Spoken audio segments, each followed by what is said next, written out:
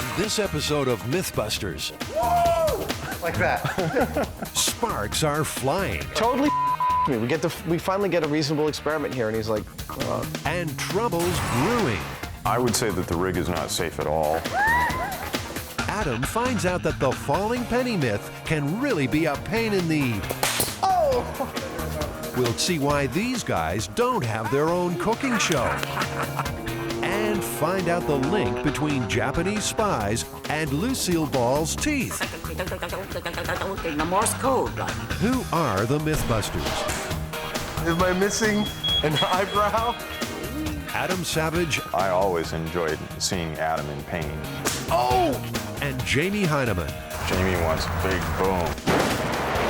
More than 30 years special effects experience. Feel kind of sexy. They don't just tell the myths, they put them to the test.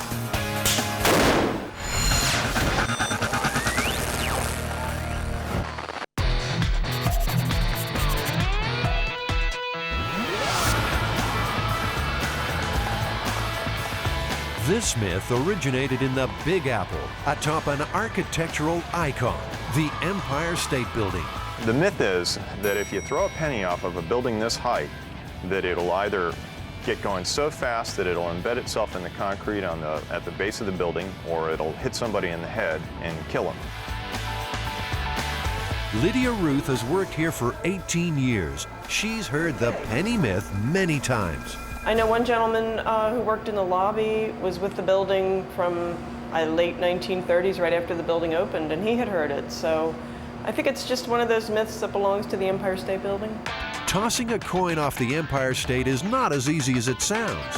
Tall buildings like this can generate their own unique weather conditions. Some updrafts can reach cyclonic speeds. It's 8 a.m. in the morning and the wind's already starting to pick up. And there's every possibility that if you hurl this thing off the edge of the building, that it'd just blow it back over. When the wind blows against the face of the building, the wind blows up. And you might have heard the story of it raining up or it's snowing up. Well, that actually does happen. It will blow against the side of the building. There's an updraft. So if you throw something off, no matter how far away you throw it, the wind is going to catch it. Of course, there's also the possibility that the story might be true, in which case you risk killing some innocent pedestrian. We need to figure out how fast a penny would be going if it fell 1,280 feet, what kind of damage it would do. I think we need to go back to the shop and test it. Adam and Jamie need to find out what is a penny's maximum speed when falling. In other words, its terminal velocity. Once they've done that, they'll shoot the coin at concrete, asphalt, and a head made from ballistics gel.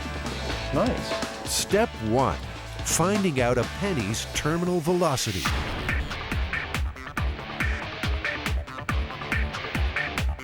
Now, we know a person's terminal velocity is about 120 miles per hour. But is a penny's the same? In his quest to find out, Adam's willing to jump out of a perfectly good plane for the first time. As he plummets, he releases handfuls of pennies.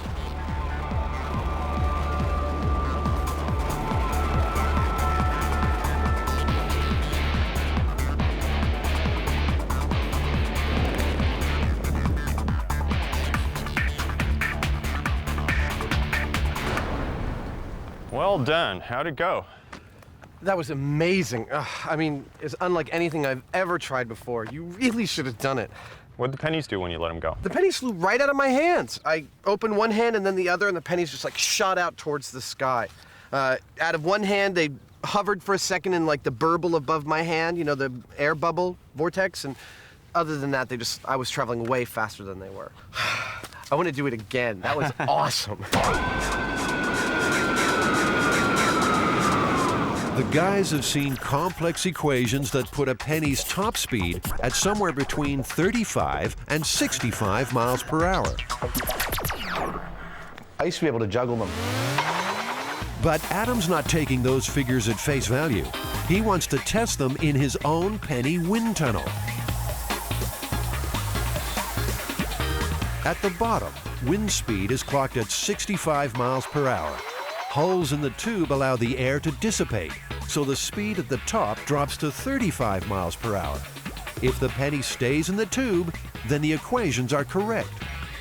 Bingo! Adam's one happy Mythbuster. If only Jamie were as excited. This matches the math, the complex equations that we have showing the velocity. I think we should go for a worst case scenario, like 65 miles an hour. Okay, works for me. This is excited, Jamie? Yeah, this is. We got a world first. It's going out on television that we did the experiment that showed exactly how fast a penny goes. No math, no ideas, no timing off a building. We got it right here in the lab. That's great. Good job. Totally me. We finally get a reasonable experiment here, and he's like, oh, well, that's great. You know, it's like, what are you gonna do? How are you gonna please the guy? I don't consider it an enormous feat to be able to, elevate a penny in a wind chamber. On that note, the Mythbusters go their separate ways. Jamie's looking for a way to fire a penny at 65 miles per hour, while Adam begins work on the dummy head. I decided to use the staple gun because, when we're experimenting with things here in the shop, a lot of times I don't like to go through a whole elaborate process and days of machining something only to find that it was the wrong approach or didn't have the right speed. I like to kind of find something that will allow me to move into it quickly. To make the penny fit in the staple gun, Jamie lops a little off each side.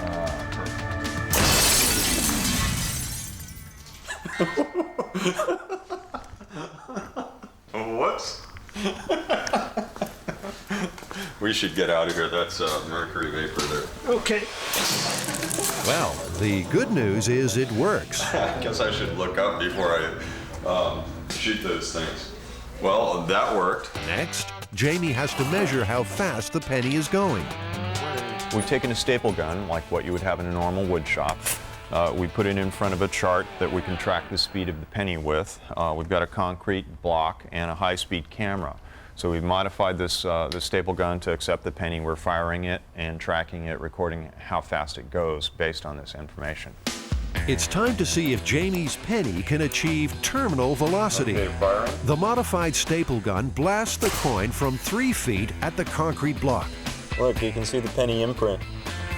The penny traveled the 3 feet in 16/500ths of a second.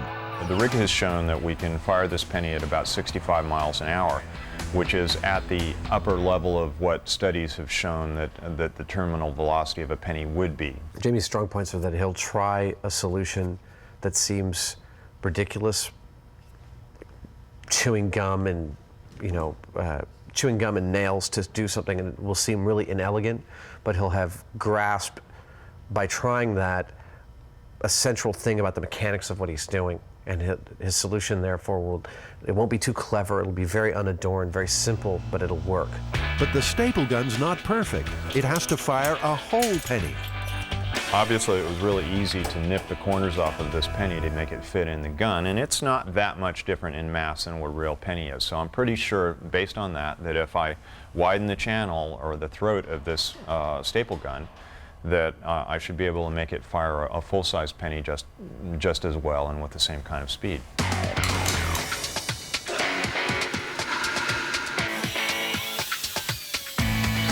Well, it took relatively little work, and this is it's a high-velocity penny shooter. Terminal velocity gun right here. Meanwhile, Adam's mood has changed dramatically. Oh, screw. No, that's total wash. I'm going to argue against this. I don't have it today. I'm just going to get really frustrated. He's vacuum forming a mold to make the ballistics bust. It's a female skull, which is why I used the female head here. The skull is placed inside the mold and ballistics gel poured in around it. When it sets, the gel has the same density and elasticity as human flesh, which is why the FBI uses it to test weapons. Screw. The mold has sprung a leak.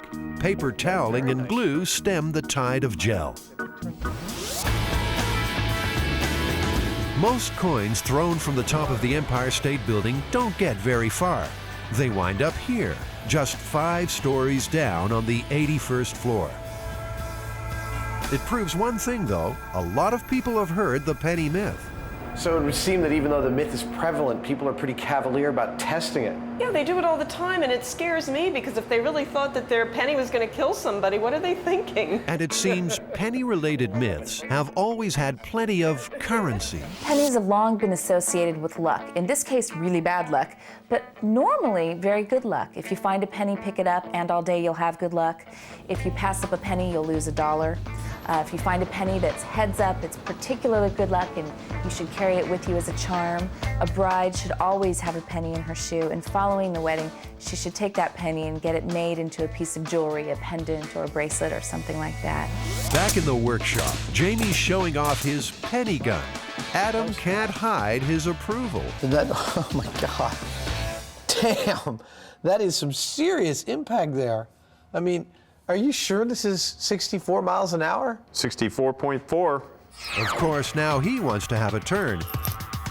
He also apparently wants to do his own narration. Adam loads a penny into the lethal penny shooting device. This time, the penny is launched at a block of asphalt. The penny bounces right off. So the test shows that a coin traveling at terminal velocity cannot penetrate concrete or asphalt. But what about flesh and bone? Remember, the penny myth talks about a penny shattering someone's skull. Enter Norma, Adam's ballistics dummy. Norma's cranium will take the full brunt of a penny traveling at terminal velocity. Lights. Perfect hit. Lights off. Yep. The penny broke through the thin layer of ballistics gel, but the skull is intact. So, you ready to put that to the ultimate test? We've tried it on all the other stuff we've got. Want to try and catch it in your hand? The penny is leaving an imprint in the concrete when it hits, so, you know, I'm a little hesitant about catching it, actually. The Mythbusters are about to find out what happens when a penny traveling at 64 miles per hour hits skin. I'll do it. Okay. But you got to do it too, otherwise, you know, you're like a wuss. Okay, you first. Okay. Still a wuss. I'll kick your ass. Penny for your thoughts right about now, Adam. I'm scared. Okay.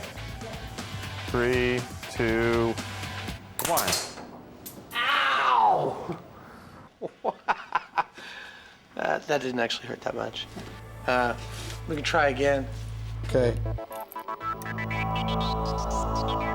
Looks pretty good. Are we ready? Ready, Adam? When you are. Okay, 3, 2. You hit me in the same exact place. It didn't hurt that much before, but now it really hurts. Oh, you baby. It looks like it's swelling. Yeah. It stings, but there's no bruising or broken skin. Well, I always enjoyed seeing Adam in pain. I'm not sure what it is. All right, Hyneman. Are you ready? Now, it's Adam's chance for revenge. So, That was totally off. I felt it on my wrist. If it hurt, he's hiding it well. Adam. And you know how Adam wasn't having a good day? Well, Go ahead, shoot me in the ass. Come on. I can take it. Oh! Oh, man. Ouch. Oh. Well, you said I could. I did. No, I was prepared for the consequences. Whew. So you made that great gun. We made the pennies go 64 miles an hour. What did we end up with? Well, it didn't penetrate the asphalt. It didn't penetrate the concrete. It didn't penetrate the skull of the ballistics dummy. And it didn't hurt your butt. Thank goodness. I mean, it kind of stung when we hit the bones on our hands. But, you know, the myth's not looking good. but that doesn't faze the Mythbusters. It's time to see how fast a penny has to go before it does serious damage. You know, anytime we get to play around with explosives and gunpowder and, you know, cool weapons and things like that, here at Mythbusters, we're happy campers.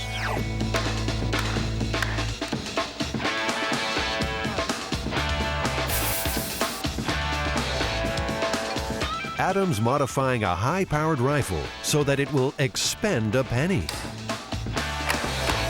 That's not chambering around, I'm just test firing. The coin will be fired from a special aluminum barrel attached to the rifle like a silencer. The rifle itself will be loaded with a blank round. When it's fired, the expanding gases from the cartridge will explode along the barrel, propelling the coin from the slot with bullet-like speed. It's a bold plan and a potentially deadly one. We're live. Jamie's far from convinced. I would say that the rig is not safe at all. There's a significant chance that there will be an explosion, and either the breech of the rifle will blow out, or what may well be likely is that the whole head of the rifle, the device that Adam has constructed on here, may just shoot off the end of the rifle. Well, Jamie, take cover, because Adam's taking aim. All right. Firing. And 3, 2, 1. Well, that seemed to work like a charm. Look at that imprint. You can clearly see where it hit. The penny is shot from the slot at almost 3 times the speed of sound. The high-speed camera result apparently is 3,000 feet per second. That's like a bullet. That's the speed of a bullet. The coin still did not end up embedded in the block. Where's the penny? This is one penny, however, that has been well and truly spent. The detail on the face of it is flattened. Work like a charm. And Jamie's forced to eat his words. Yeah, congratulations, Adam. Thank you. I wouldn't want to get hit by that thing. 1 penny down. 1 to go. Even at supersonic speed, a penny weighing just 2.5 grams simply doesn't have enough mass to break through concrete or bone. Unlike, say, a real bullet, which in this case is 6.65 millimeters of solid lead. The penny drop myth isn't worth a dime. Oh man. I hate when that happens. Eliminating all the things that are in the penny's way from just reaching the ground. 64 miles an hour just wasn't enough to cause any kind of damage to a person. And then when we made it go almost 3 times the speed of sound, it still wasn't enough to break the bones. Yeah, I mean, the worst thing I can come up with is if you were looking straight up in the sky and you got hit in the eye, it probably wouldn't be very good for you. But even then, I don't know whether it'd take your eye out. I think we busted the heck out of this one. Myth busted. Yeah.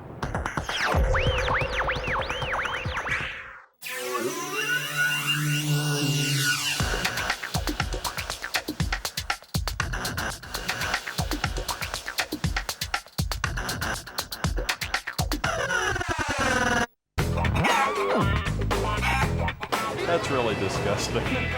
What sort of foul play is this? Chickens soaking up the rays on a tanning bed? What urban myth could be solved in such a paltry fashion? The humble microwave oven. Is it a handy cooking device? Or mysterious machine with dark and frightening powers? Microwaves just seem to be magnets for urban legends. So we're going to put some of the main ones to the test. Whoa! You are the man.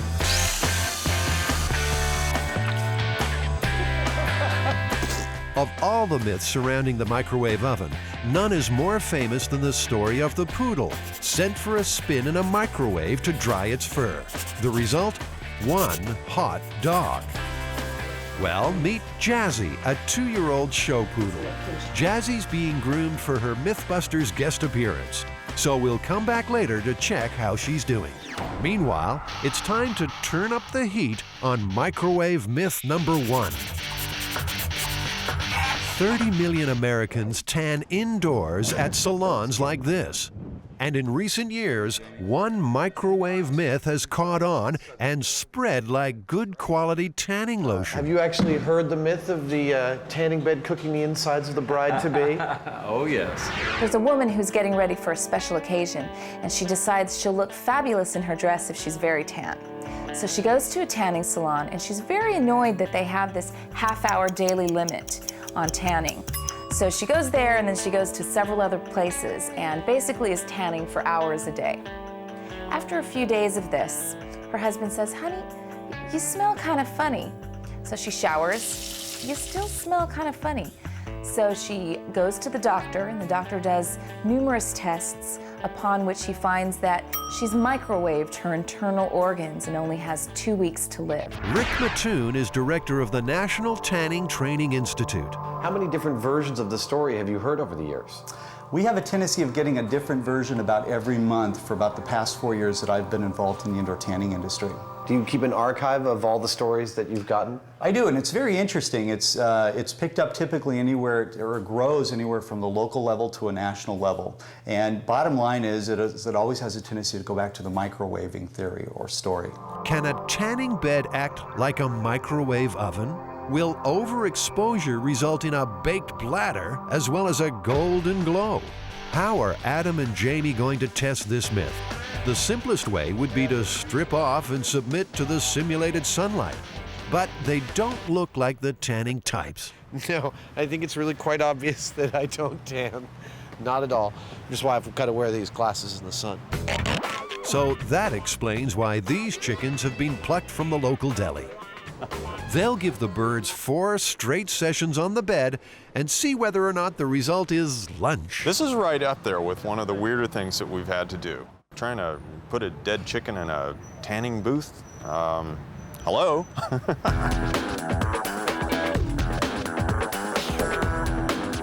Time to see if the chicken's goose has been cooked.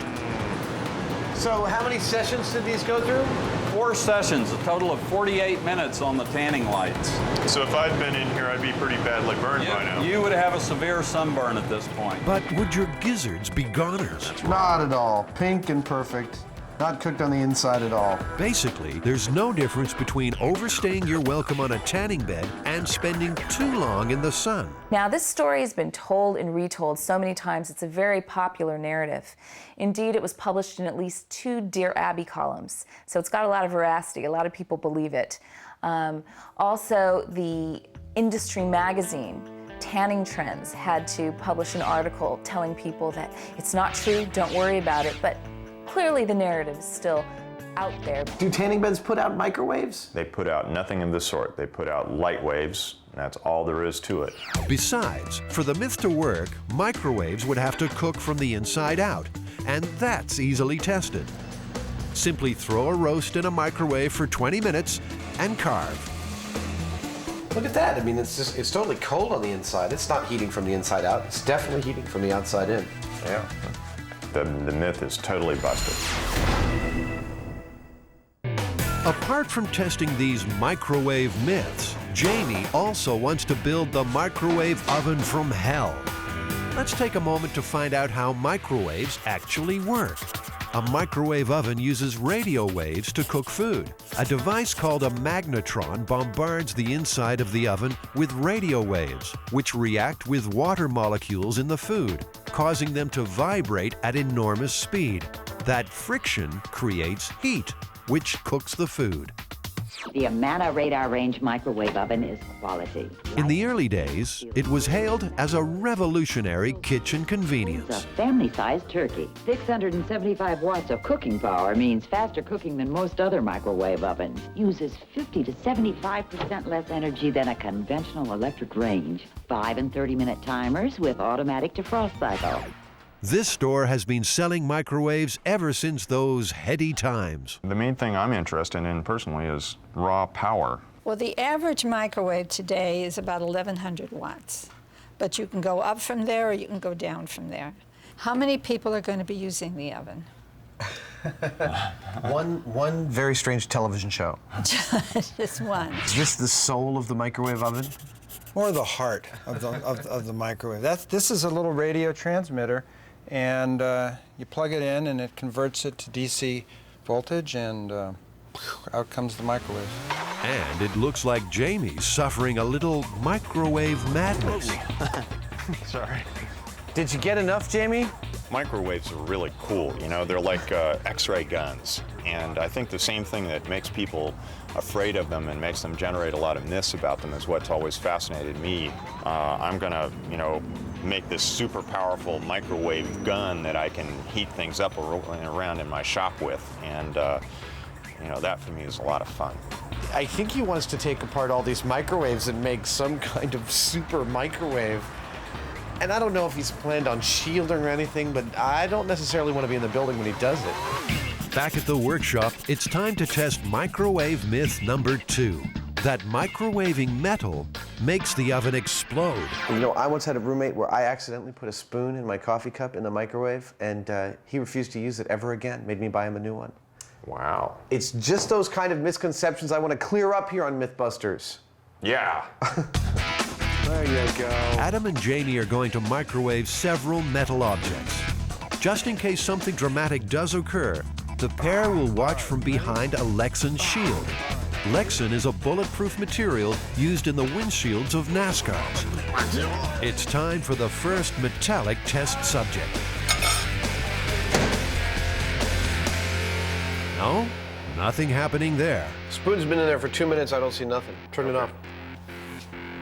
So, I mean... I'm guessing if... Ah! Ooh.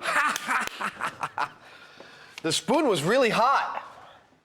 That spoon was really hot, but it didn't do anything. Okay. I mean, it didn't arc, it didn't, like, buzz or, you know, all that stuff. Something else from the silverware drawer, perhaps? Fork in the microwave. Maybe the sharp prongs will cause sparks to fly. Oh, yeah, that's thrilling. Not a thing. Adam and Jamie have heard that tin foil scrunched into a ball can have an effect. Oh, that's cool! Looks like something out of Star Trek. It's beautiful, actually. Now, Really? that's interesting.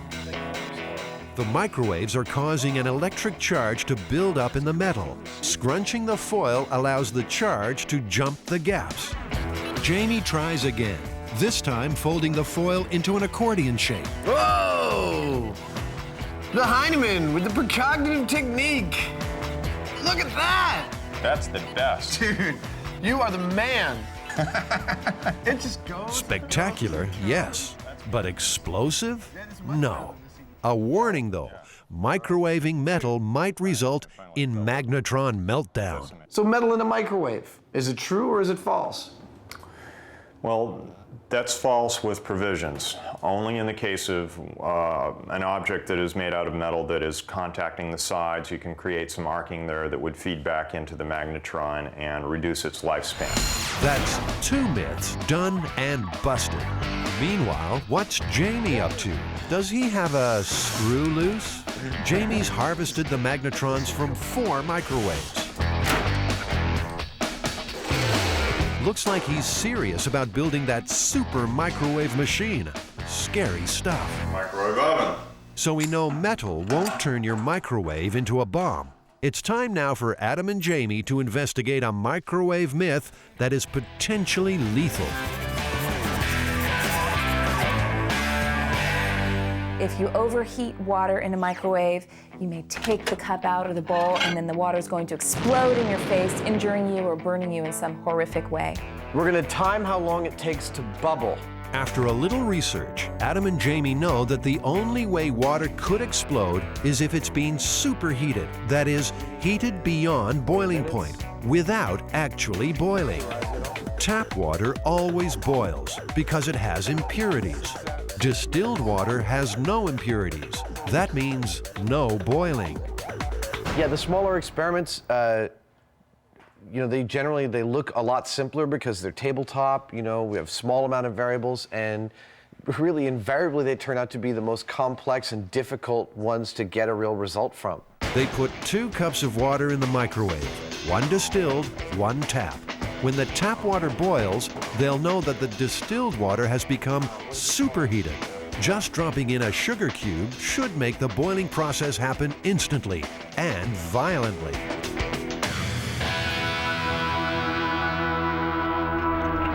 Hey! Spectacular.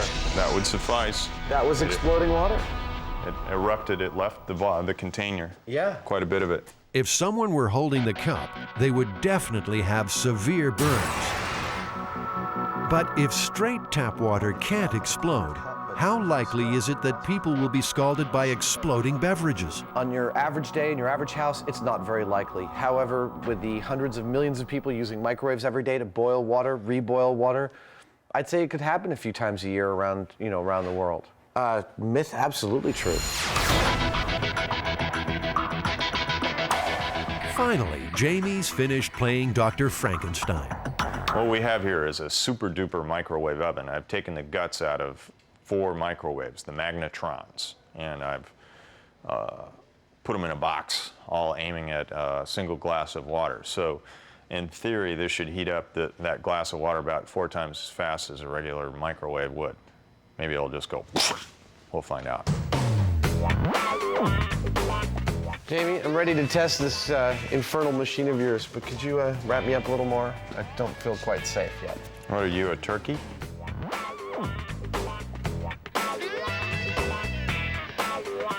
I wouldn't say Jamie's an evil genius. I know, this could be a wonderful mousetrap. I'm not sure he's evil, and I'm not sure he's a genius, but We're ready for a mega microwave test firing. What, about 30 seconds? Jamie flicks the switch. The room's filled with an angry buzz. How come my watch has stopped? I'm gonna give it. What on earth is happening behind those metal walls? let's put the temperature probe in.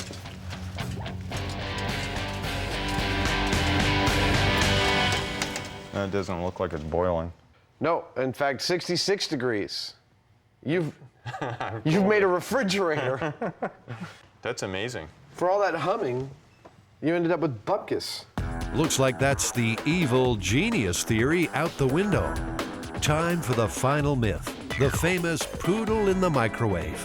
It's the moment of truth for our guest star, Jazzy, who's been primped and preened to perfection. Or is it? There's some things that even we on Mythbusters can't do, and I think this is one of them. There's just no way that we could put a poodle in a microwave. It might dry her hair, but it'd kill the dog. Fortunately for the viewers, this one's just gonna have to remain a legend.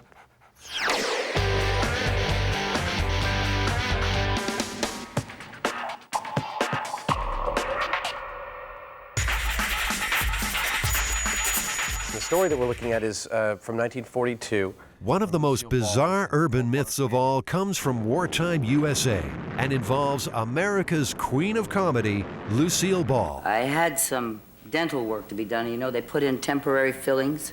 I was just driving along, and a road that I'd taken many times, and all of a sudden, I heard music. But I mean, with a great beat, you know, and I looked down to turn off my radio, and it wasn't on. And the music was getting louder and louder and louder, and I realized it was in my mouth. And it was beating in my ears. I could hear the tune and everything. I recognized the tune. The following morning at work, comedy legend Buster Keaton offered this explanation for the ghostly tune. And he said, what street were you on, Moore Park? And I said, yes. He said, you went by the radio station. You picked it up. Well, you got any fillings? I said, yes.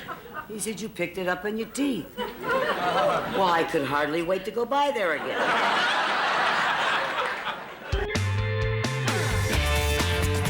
Here's a challenge Adam and Jamie can really get their teeth into. Is it possible to receive radio transmissions through the fillings in your mouth? We need to get a skull. 2 of the skull's teeth will be given different fillings. One gold, the other amalgam. Also, obviously have to have some sort of a radio transmitter. That transmitter will pump radio frequencies into the air around the teeth. A voltmeter will monitor any change in electrical activity across the fillings. Well, let's do it. Okay. First question, where are you most likely to come across a spare cranium? The number 4, the bone room. The number 4, UCSF School of Anatomy. The number 4, UCSF Dental School. I'm looking for a human skull. Do you guys have any skulls? A rental? Yes. Finding a skull is hard enough. Finding one complete with fillings, well, that's another matter. One with fillings. Would any of them happen to have fillings in them? So you don't have any with fillings right now? There's a dental chair. Eventually, Adam tracks down a skull. It's his father's. Well, his father owns it, that is. Next step, a little dental work. Hi, doctor. Well, that's a grody-looking skull. Okay. That of a real dead person? Yes. You bet. Not got much teeth left. He has trouble eating his steak these days.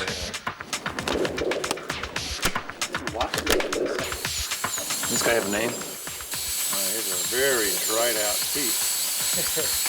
Smells the same as it usually does. Yeah. I have 7,000 patients. I'm a practicing dentist. Never in my career of being a practitioner for 30 years had anybody complain to me they were picking up sounds or signals from their fillings.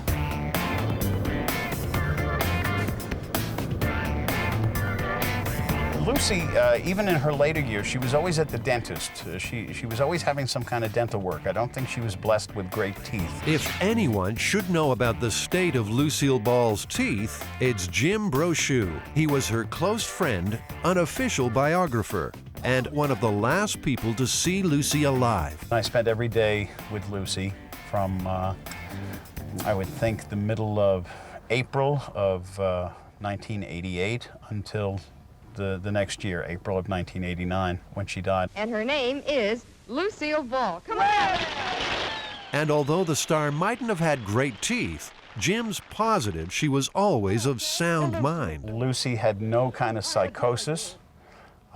She didn't hear voices. She didn't put her faith in the supernatural. Okay, Kay, don't be ridiculous. Well, you just met me. Hey, listen, a chowhound doesn't have to wait for dinner to be hungry, you know.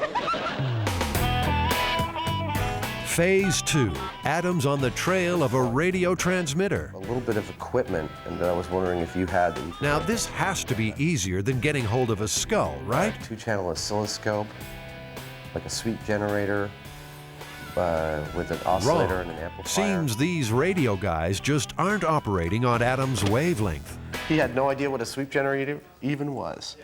This one had you kind of stressed out, didn't you? Yeah, this one was a real bear, actually. It turns out that it's very difficult, number one, to get the equipment to generate a very powerful AM frequency, because that's been cracked down a lot, pirate radio stations and such. Like all great stories, the Lucy legend has plenty of details that lend it credence. Then there was the radio station, which is a 50,000 watt radio station that we understand now that there was some kind of clay in the ground that aided the transmission, that amplified the 50,000 watt transmission.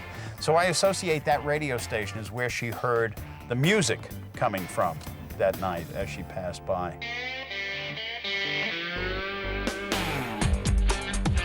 Things might be looking up for Adam in his hunt for that elusive radio gear.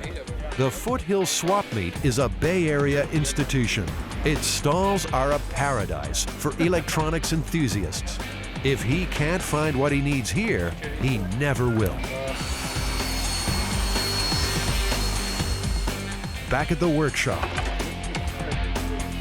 this brass screen will shield the skull from outside interference during the tests. The Faraday cage is, it's like a ground. It eliminates any radio waves from getting to the testing equipment, which makes our test, makes us know that our test is happening in a, experimentally clean space. Of course, it works better if you can get into it.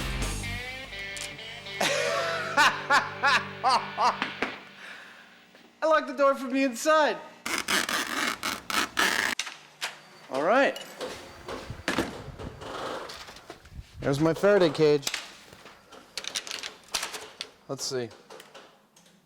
No signal on the cell phone. No signal at all. One theory is that if Lucy's fillings were made from different metals, then they might just have acted as what's known as a point contact diode. Point contact diode is the basis of the earliest radio crystal sets. In fact, in World War II, soldiers in foxholes built what's called a foxhole radio, which we have a crude model of here, in which our point contact diode is simply a razor blade and a pencil lead. Two different metals combining to capture a radio frequency. I hear a buzz. A pencil and a razor blade and some coiled, some common household objects. It seems unlikely that we could actually hear a radio signal from that, but we can. Yeah, well, right now we're hearing a buzz. Yeah, We're pulling something out of the air. Did Lucille Ball's fillings fleetingly become a primitive radio, picking up a signal and broadcasting it into her head? Tune and everything. I recognized the tune. One tooth already has an amalgam filling. We need another metal. And Adam and Jamie are going for gold. That is real gold foil.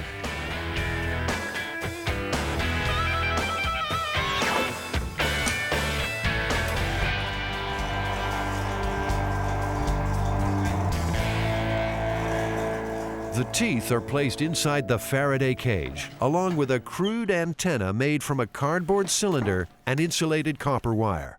2 probes placed on the fillings will register any change in voltage. So we're going to inject some modulated AM radio signal and see what the teeth generate on this voltmeter. Okay. Frank Hausman has more than 20 years' experience in electronics and computer network engineering. He's agreed to become an honorary Mythbuster now, as I sweep just for one day. The RF field in that chamber, there's no change in the teeth. Several radio frequencies are channeled into the Faraday cage, but the voltmeter doesn't flicker. So if the teeth were acting as a diode, which is one of the theories about how they might pick up radio, we would see a change in voltage, but we didn't. So, in this test, the fillings did not become a simple radio receiver. But even if Lucy's did, does it automatically follow that she'd have been able to hear the signal? Could our nerves transmit the frequency to the brain? Time to get wired for sound. You should theoretically hear an audio tone. Just like that. All in the name of science. All right, I'm ready to take the juice. Are you ready? It's going to you. You can, you've got 0.4 millivolt. I get it. Are you on there? Do you feel anything? Okay. Take one off. Okay. Well, I'm going to turn it up to 300 millivolts. This is about the highest voltage I'm comfortable putting out into your head. Of course, you say that. I'm just going to ask you to bump it up one more. No, I don't feel anything. I've just run it across several combinations of all my fillings. But what if you had metal somewhere else in your head? In 1981, the Veterans Medical Center in Miami reported a remarkable case. A Vietnam veteran claimed he was picking up radio through shrapnel embedded in his skull. He started to hear music, and then he became very frightened, very scared. He thought that he may be going psychotic, being delusional. The man was successfully treated for post-traumatic stress disorder, but still, the band played on. It's the only case of this kind in the last half-century to be published by a medical journal. For Lucille Ball, the radio filling story didn't end when the music stopped. In fact, it got even zanier. I was going up another street, almost home, and I was passing 4 vacant lots. And as I went by there, I heard, and I'm picking it up on my teeth. I stopped the car. Then I looked around, in the Morse code, like. And I couldn't wait to get back to MGM the next morning and tell the security office, and they found an underground Japanese transmitting radio station. Honest to God. Is that a great story? A great story, without a doubt. But Morse code? Tapped out through tooth fillings? One of the theories is that it could be a galvanic reaction, i.e. that the, let's say you have 2 dissimilar metals in your fillings. You have a gold crown and an amalgam filling, that those in the solution of your saliva might actually be generating a small amount of electric current, like a battery. In that case, the galvanic reaction would be building up a charge that it was discharging. Build up and discharge and build up and discharge. And you might actually think that was Morse code. Jamie and Adam want to recreate what might have happened in Lucy's mouth.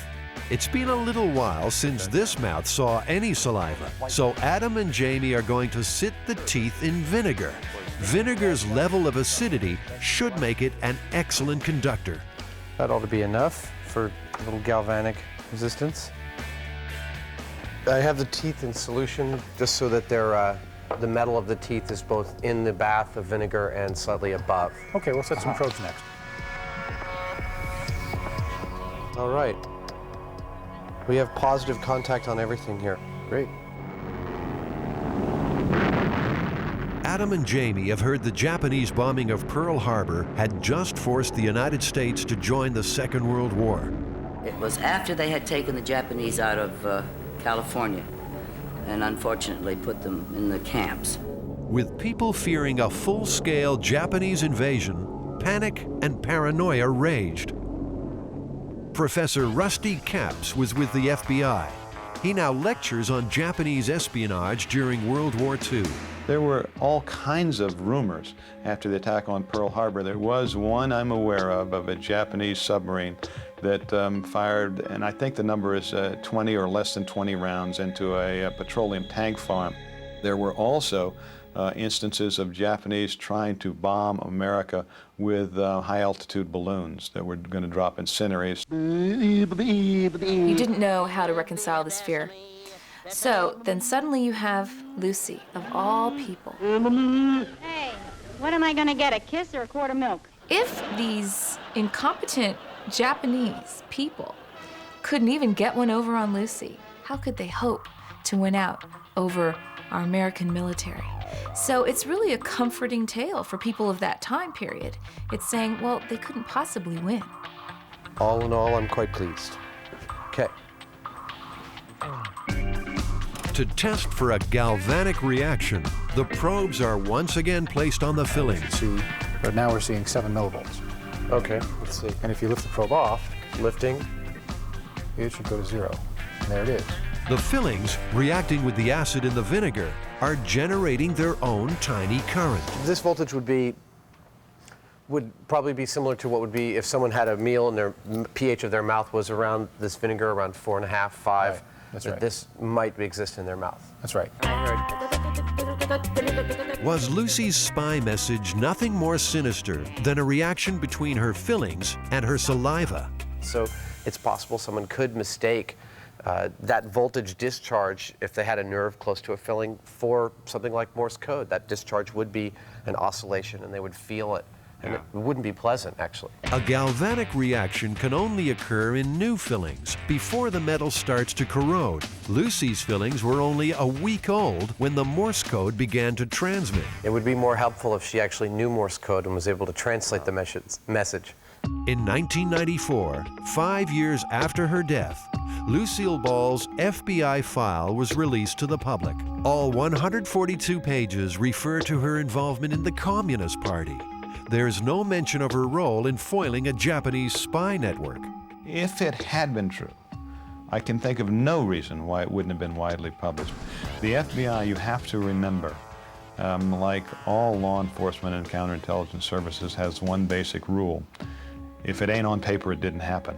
And one of the things that she's thinking about, I'm sure, as she comes forward is, well, how about my career?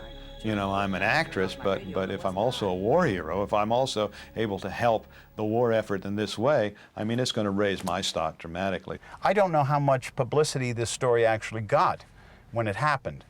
I know eventually there was a Broadway show called Something for the Boys with her friend Ethel Merman in it.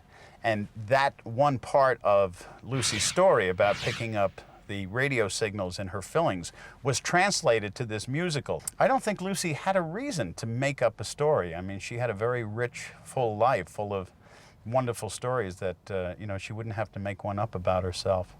Adam, is the myth true or false? I think definitively we've shown that 2 different types of fillings do not act as a rudimentary radio crystal, and that there is some potential voltage or battery action occurring if you've eaten a lot of acidic food and you do have different types of metals in your mouth. It's busted. Okay, we'll call it busted. All right. Thank you, Lucy, for Pleasure. talking about I yourself. love it. We'll